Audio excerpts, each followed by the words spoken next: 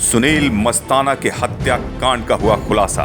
जी हां, जहानाबाद नगर थाना क्षेत्र के निजामुद्दीनपुर के समीप धनतेरस की रात अपराधियों द्वारा सुनील मस्ताना नामक एक व्यक्ति की गोली मारकर हत्या कर दी थी। इस मामले में पुलिस ने 3 आरोपियों को हथियार के साथ गिरफ्तार कर लिया है। पुलिस से मिली जानकारी के अनुसार सुनील मस्ताना की हत्या तंत्र मंत्र के चलते की गई थी। इस मामले का सफल उद्भेदन करते हुए जहानाबाद पुलिस ने इस हत्याकांड में शामिल 3 अपराधियों को हथियार और कारतूस के साथ गिरफ्तार किया है। इस पूरे मामले की जानकारी देते हुए जहानाबाद के एसपी दीपक रंजन ने बताया कि इस हत्या का तार तंत्र मंत्र से जुड़ा है, जिसको लेकर हत्या की साजिश रची गई थी।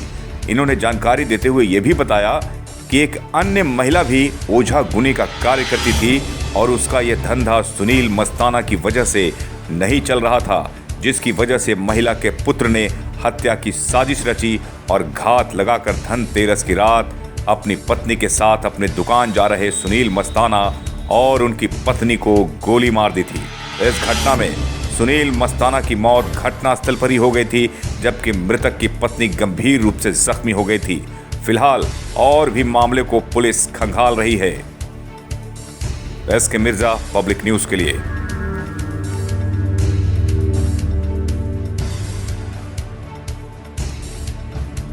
और इसके बाद इसने ठान लिया कि इसके बर्बाद होने का या इसकी माँ की प्रतिष्ठा को खराब होने का, इस सब के पीछे जो है सुनील कुमार मस्ताना का हाथ है।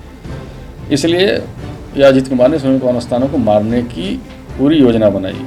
अब इस योजना में 2020 में भी इंट्रोगेशन में इसने कबूल किया कि वो धनतेरस के दिन आया था, क्योंकि उसको पता था कि ये रात में 12 बजे धनतेरस के दिन शून्य लग्न में जाके बाहर पूजा करते हैं। लेकिन किसी कारणवश वो सफल नहीं हो पाया और पिछली योजना में वो जब सफल नहीं हो पाया तो उसने इस वर्ष भी योजना बनाई धनतेरस की रात में। और इस योजना में इसने फिर वहीं के उसी गांव की एक लड़की की मोटरसाइकिल को मांगा। उस मोटरसाइकिल पे 3 व्यक्ति यानी अजीत, नरेंद्र और श्यामदेव, ये तीनों आते हैं वहाँ से। और आने के बाद ये यहाँ पे पूरी योजना के तहत जो ही ये बाहर निकलते हैं, वॉच कर रहे हैं। वॉच करने के बाद उनको जो ही निकलते हैं गोली मारते हैं। गोली मार के फिर वो, आप लोगों ने सीसीटीवी फुटेज में देखा होगा कि निजामुद्दीनपुर रोड पे वो अलगना मोड़ वाले डायरेक्शन में भाग के आगे जो है अंदर घुस जाते हैं और वहीं से फिर ये अपना खेत वगैरह का रास्ता पकड़ के इधर आ जाते हैं। बीच के जो जगह है वहाँ पर ये अपना जैकेट निकाल के फेंक देता है, जो कि हमने कन्फेशन के क्रम में बरामद किया उस जैकेट को, काले रंग की जैकेट को। अब इसके बाद क्या हुआ कि हम लोगों को हथियार जो है उस इन्हीं के कन्फेशन से बरामद हुआ। और ये हथियार जो है एक्सीलेंट कोचिंग सेंटर है बहराम सराय, उसके प्रांगण में जो कमरा था जहाँ पे रहता था श्यामदेव वगैरह, वहाँ से हम लोगों ने बरामद किया। 3 हथियार बरामद हुए। 2 की पहचान उन्होंने किया कि 2 का वो यूज किया था, वो लेके गया था, जिसमें से 1 से उसने गोली मारी थी। बाकी 1 का यूज नहीं किया था, जो यहाँ पे है। इस संबंध में अलग से हम लोगों ने आर्म्स एक्ट का केस किया हुआ है। पैसे कितने?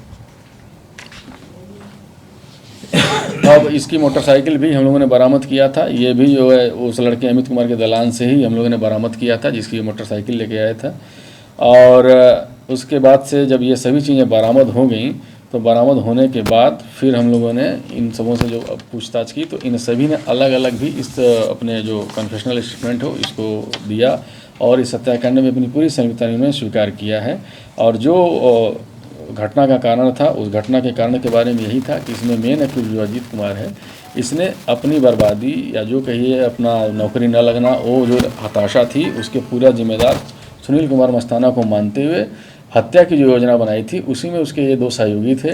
उन्हें 2 सहयोगियों के माध्यम से इसने इस हत्या की घटना को अंजाम दिया। और फिर विशेष टीम जो SIT बनी थी, उसको मैंने हेड किया था। उस SIT ने बहुत अच्छे से काम करते हुए, टेक्निकल इन्वेस्टिगेशन करते हुए इस पूरे मामले का खुलासा किया और सच्चाई जो है आज आपके सामने है।